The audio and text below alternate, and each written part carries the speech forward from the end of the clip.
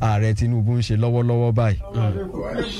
Number one, ta ló ní INEC lọ́wọ́ yìí?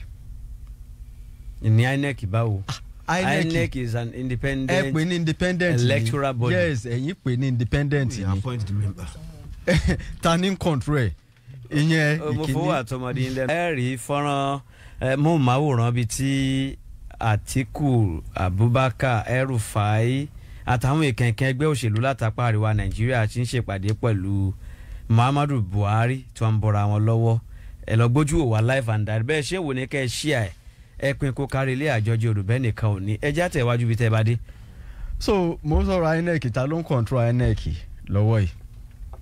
Ta ló ń control judiciary lọ́wọ́ yìí? Judiciary dá dúró ni ẹ̀ka àṣejọba ẹ má dàpọ̀ ẹ̀ka àṣejọba pín sí mẹ́ta àwọn aṣòfin wà láàyè wọn ẹ̀ka ètò ìdájọ́ wà láàyè ẹ̀ àwọn aláṣẹ tá a dìbò yẹn wà láàyè wọn. wọ́n wà láàyè wọn ṣe rí gbogbo yẹn under normal settings lẹ́ ń sọ gbogbo yẹn. Báwo normal settings báwo? Under normal settings pé ok o lórí paper nǹkan tí ìwé òfin yín sọ lélẹ̀ pé ok o ẹ̀ka judiciary ó dá dúró. òkè báwo ló ṣe wá rí nínú ojú tí lójú ayé. lójú ayé in reality àfi tá a bá fẹ́ tanra wa ni pé ok o tó fi mọ́ security architecture tá à ń pè láwọn ọlọ́pàá àwọn nǹkan kan ta ló ń control wọn. Kí ni nǹkan tí ó fà á tí ni nǹkan tó ń ṣẹlẹ̀ ní iléeṣẹ́ ọlọ́pàá ń sìn ṣe mọ iye àwọn tán ti retire torí kẹ́nìkan lè fi wà ń bẹ̀. Now ẹja gbé yẹn tì sẹ́gbẹ̀ẹ́ kan because tá a bá tún sọ̀rọ̀ lọ́bẹ̀ ẹ̀ ní pé bí ìgbà tó yẹ pé èèyàn ń tako ìjọba tó wà ń bẹ̀ ni. But lórí ìbéèrè tẹ́ ẹ béèrè ni mo ṣe ń dáhùn béèrè yẹn. In as much as tí ìjọba tí ó bá wà ń bẹ̀ tó bá ti ń lè control state machineries ó máa wà difficult fún opposition láti lè hijack power. Ìyẹn ìkíní. Ẹlẹ́ẹ̀kejì ni pé ẹ wo ìfọ̀rọ̀wérọ̀ tẹ́ bá alága factional national chairman Labour Party sọ kò sí gbogbo àwọn kò sí party tó tiẹ̀ fẹ́ kò sí irú májà tó fẹ́ wáyé ń sìn tí ẹgbẹ́ òṣèlú tó wà ń ta lẹ́nìí tí ò ní input lórí ẹ̀ wọ́n ṣe ẹ mọ́ gbàgbé o. n tẹ́ sọ ni pé wọ́n á ní spy níbẹ̀. ẹ mọ́ gbàgbé o pé Wike ò tí kúrò ní. àbí ẹ̀yin tẹ́ sọ ni pé APC ló ń da ẹgbẹ́ wọn rú àbáwọn ni wọn ò ní kan ṣe. ẹ ṣe sùúrù ẹ mọ́ gbàgbé pé Wike ò tí kúrò ní PDP o. ṣe mọ̀ kó sì wà ní PDP and as a matter of fact gan àwọn tó jẹ́ ṣàǹkóṣàǹkó tó wà ní PDP lẹ́nìí Wike ló ń control wọn so lẹ́jẹ̀ kó tán pẹ̀lú ìjọba tó wà ń ta opposition tí ó take over yóò múra kì í ṣọ̀rọ̀ sìn ọ̀rọ̀ 2027 kọ́ àfi téèyàn bá ń tẹ̀lé the only thing tó lè má wọn tó wà ń bẹ̀ kúrò nǹkan méjì ni ọwọ́ Ọlọ́run àtọwọ́ ọkú kò dẹ̀ sẹ́ni kankan tó lágbára lórí ìyẹn kò so tó ń ṣe yìí tó bá tó táìmù ẹ̀ tún rí wọ́n tún dàrú.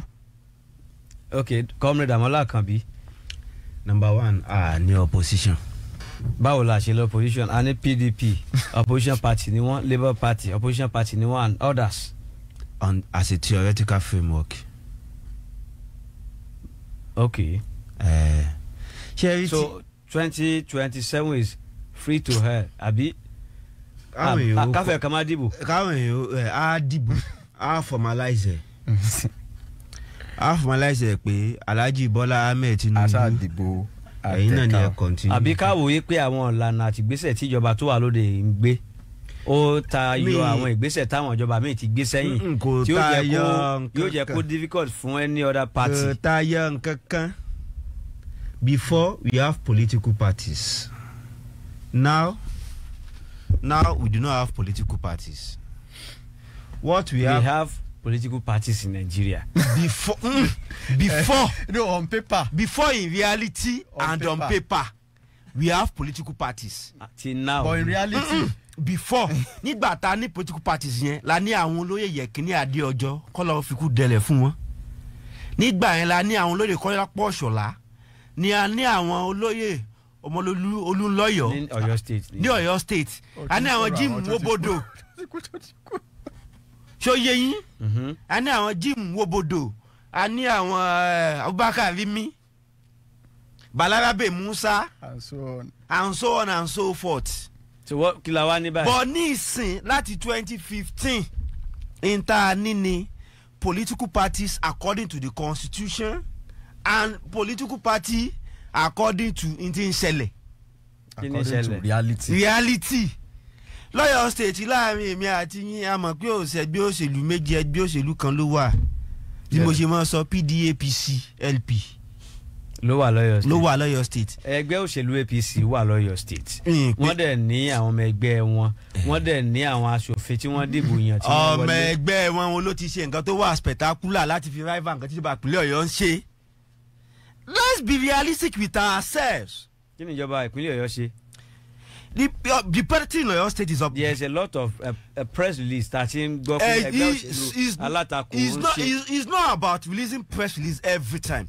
It's about doing something that is viable, that people can see and ascribe to your party, not ascribe to you as an individual. They are practicing individualism and anyone ṣe ẹgbẹ́ òṣèlú. Ẹgbẹ́ òṣèlú kọ́ yẹn. Ẹgbẹ́ òṣèlú tí àwọn bàbá wa Adéwálé Àkàndé ṣe nǹkan ni àwọn eléyìí ń ṣe lẹ́ka sọ reality fúnra wa. When that Ogunfẹ́lẹ́jà was in power, Ìdẹ̀radé la ní. And people see what the party do then. nígbà Tájímọ̀bí wà. Even when Ajímọ̀bí was there in his first term, we see what he did. We see it as a party, ACN. Kó deep APC. Now kí ni àwọn eléyìí ní tí wọ́n fi takú ara wọn tẹ́wọ́n lọ́wọ́ church level náà lọ́sẹ̀ ìgbà yẹn anírẹ̀pù láti accord ani ní APC ani ní PDP àyè bí wọ́n ṣe jọ compete but in Nigeria lónìí Saraki sọ̀rọ̀ kan about 2 or 3 days or some days ago only 5 PDP governors are on their way to APC.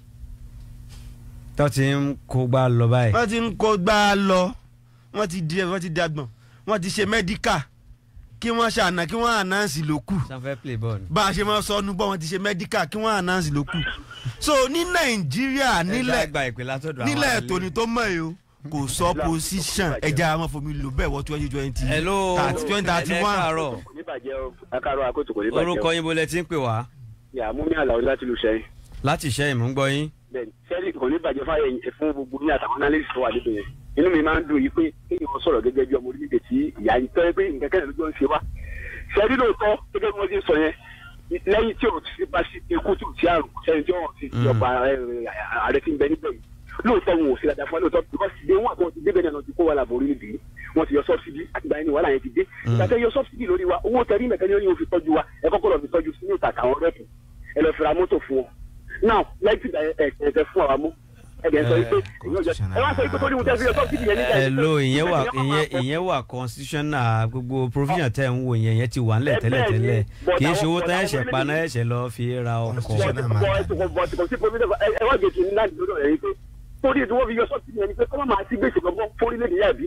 now ẹ lọ wọ bí mẹ́jọ tí Buhari ṣe fẹ́ gbé bùtẹ́ ẹgbẹ́ ìfowópamọ́ ọ̀wà kò kẹta ara nígbà yẹn láti mẹ́ta ara nígbà yẹn ọdún mẹ́jọ rẹ̀ tó ṣe ẹrú tó jẹ́ nígbà yẹn tẹ́lẹ̀ owó kọ́sẹ̀ yìí tó wà bí ní sí èyí tó wà ní sí ìjọ tí lọ́dún méjì ní sí òtí láì times 2 gbèsè tó Buhari jẹ́ nígbà yẹn torí wúdà jẹ̀bi. tẹ́lẹ̀ fún wa ní statistics ẹ fún wa ń figure. bàbá gẹ́gẹ́ bí ètò ìlànà ìṣẹ́ tí ìrẹsì máa ń wí bẹ́ẹ̀ nǹkan tá a jọ mọ̀ nítorí aláàjọ ni wá jẹ̀jẹ̀ náà lọ́jọ́ ìsìn ní àtẹ̀yìn mo mọ̀ yìí bọ̀ ìlànà ìṣẹ́ yìí ìrẹsì máa ń sọ bẹ́ẹ̀ pé jíjẹ ẹ̀jẹ̀ kò ló ń so tó bá yẹ pé ti pẹ̀tọ̀ sí láti wọ́n bá yẹ pé ti pé òṣèlú láàfi tó gbé báyà pé jíjẹ wọ́n ní mọ̀ bọ̀ òṣèlú láti ni wọ́n mọ̀ sí wọn mọ̀ tìlú.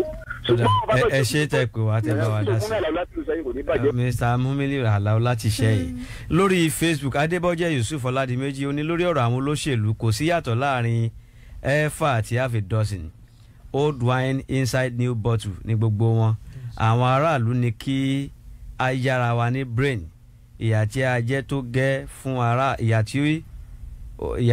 tí tó gẹ́ fún gbogbo aráàlú tó bá ní ọgbọ́n lórí ajá ọ̀ torí olówó ẹ̀ sọdẹ o Adébọ́jẹ́ Yusuf Olúṣèyí Martins Akin Ọ̀ṣun. All those mergers are programs to fail due to ego and personal ambition of the people involved. Karim Tunde, I pray they not rubbish this Baba. He should be watchful with his step.